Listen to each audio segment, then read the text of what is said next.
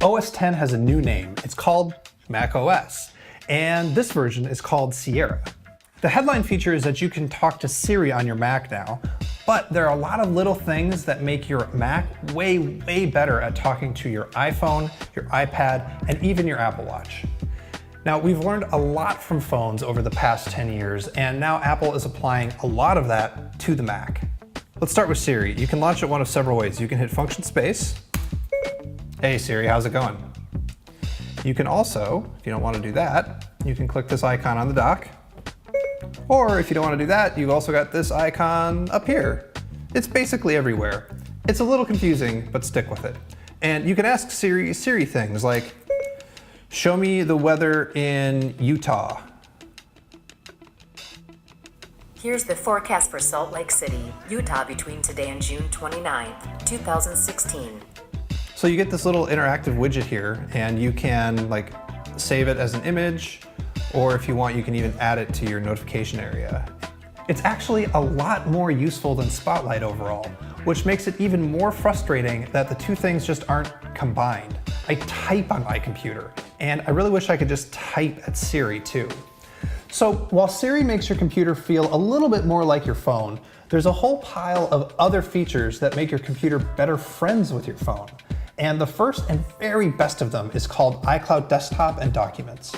Basically, it's what iCloud Drive always should have been. You've got some stuff on your desktop, and it just automatically mirrors itself to an app on your phone.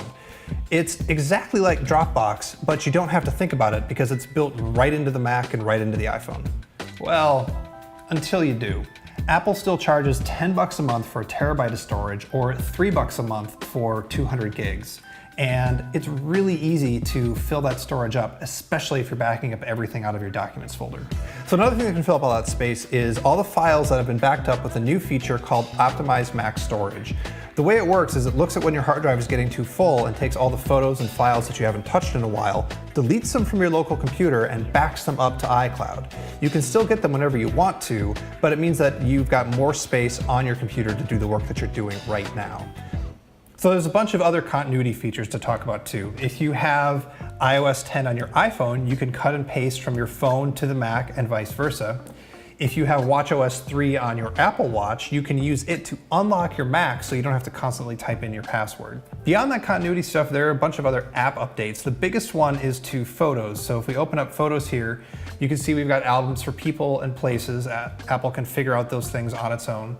It also has this memory section which shows you a bunch of stuff that it's put together based on, its algorithms to make little albums, sort of like Google Photos does.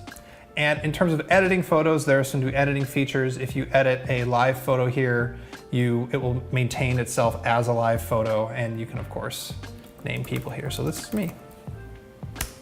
iTunes also got an update. It's still kind of a mess. There's a sidebar if you want it, and a drop down and so on. But Apple Music has these nice new big fonts and playlists, weekly playlists, which is great. So it's a little bit better here, but overall, going into iTunes still feels kind of like a chore. Also, there's tabs. You know that there's tabs in Safari, but you can also get tabs in Pages. There's new tabs. You can also get tabs in Maps. There's a whole bunch of tabs. Basically, any app that wants to make a tab can make a tab now, because apparently tabs are how we work with desktops from now on. Now, I should remind you that this is just a developer preview, so a lot of things will change. There's a beta for the public coming in July, and then the whole thing is going to get released to everybody in September.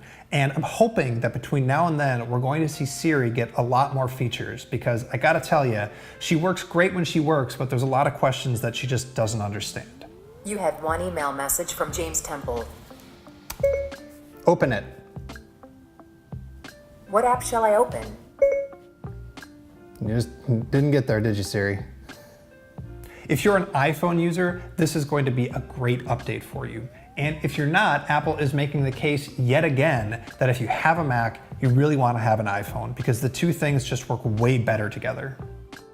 Siri's actually a lot more useful than Spotlight. Now, all those little updates,